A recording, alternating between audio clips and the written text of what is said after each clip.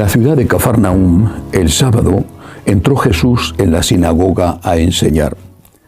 Estaban asombrados de su enseñanza, porque les enseñaba con autoridad y no como los escribas. Había precisamente en su sinagoga un hombre que tenía un espíritu inmundo y se puso a gritar: ¿Qué tenemos que ver nosotros contigo, Jesús Nazareno?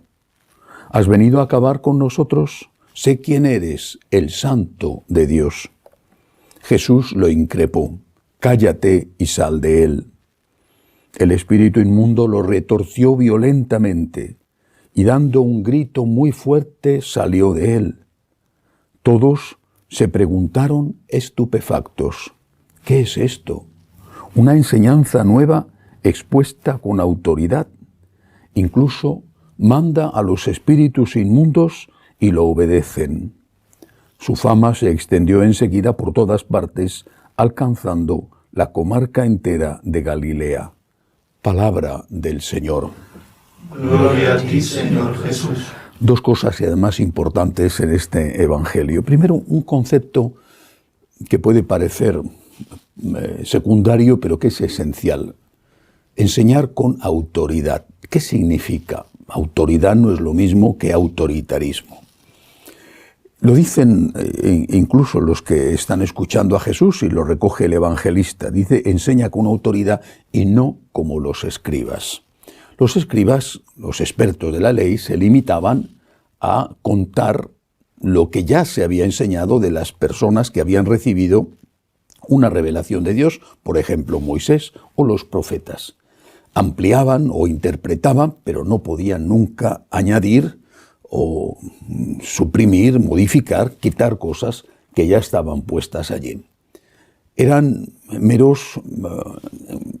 meras personas que se dedicaban a explicar o traducir a las circunstancias de ese momento las enseñanzas pasadas. No podían añadir.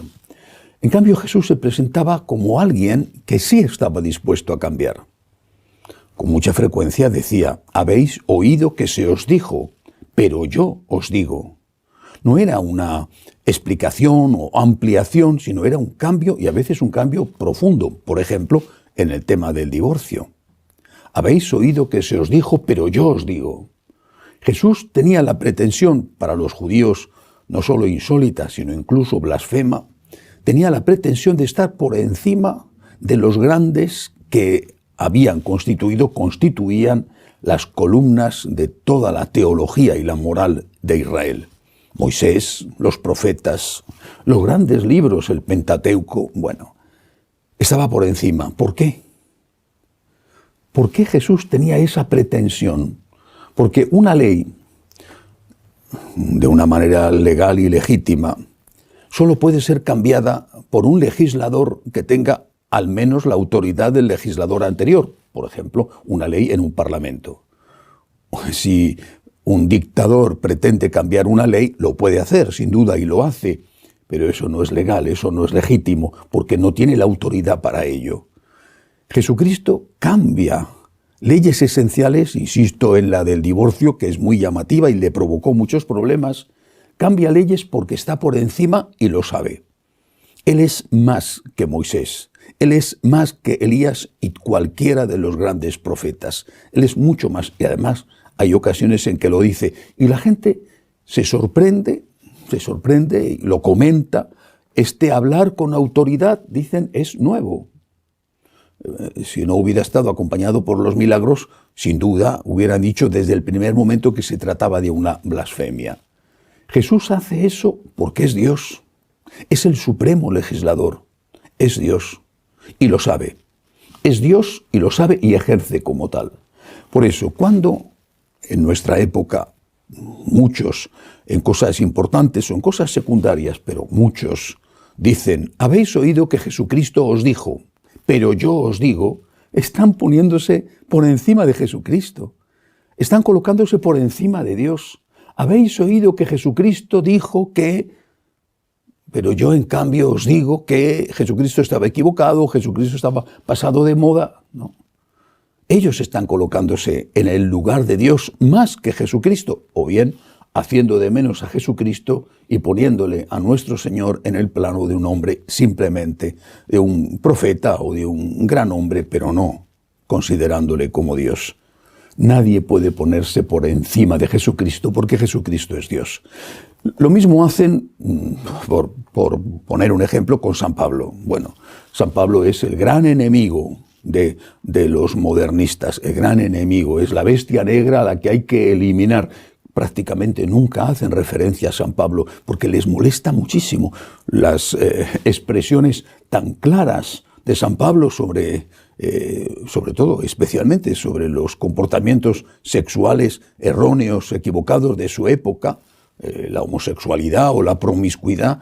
Eso les pone tan nerviosos que con San Pablo tienen muy poco que ver.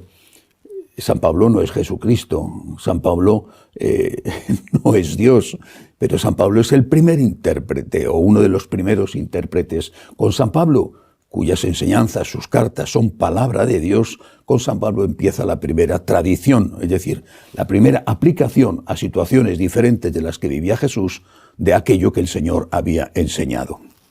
No podemos, nadie puede estar por encima de Jesucristo. Nadie puede corregir al Señor. Nadie puede decir, habéis oído que Cristo os dijo, pero Cristo está pasado de moda, y entonces yo os digo. El que hace eso está haciendo una blasfemia y está negando la divinidad de Cristo. El otro tema de este evangelio es el tema de los demonios. Aparece muchas veces. Es el milagro que más veces hizo Jesús, la expulsión de los demonios. Los demonios que existen, pero también esos demonios que están en nosotros.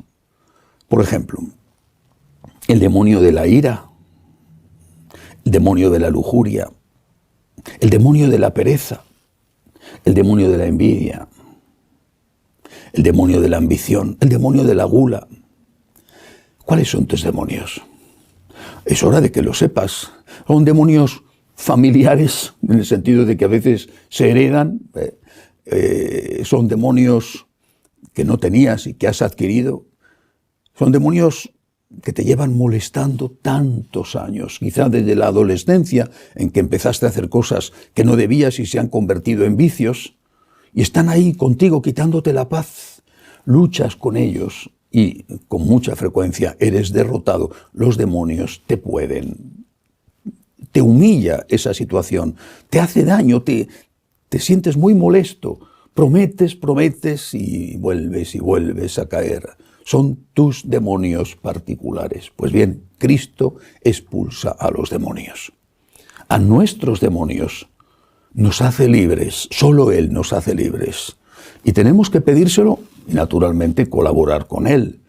Pero tenemos que pedírselo, Señor, líbrame de estos demonios. Los que sean.